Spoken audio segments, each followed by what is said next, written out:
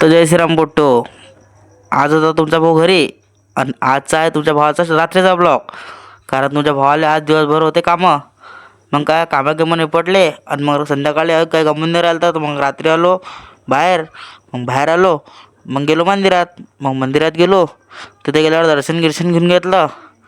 दर्शन घेतलं तर ते भेटले आपले पोट्टे. मग पोट्टेला ब्लॉकमध्ये घेऊन घेतलं. पहा मग ते कशा बघतात आपल्या इकडे. त्याला ब्लॉकमध्ये घेऊन घेतलं, करून घेतली आरती. मग आरती गिरती केली, मग भेटले आपले दुसरे पोट्टे.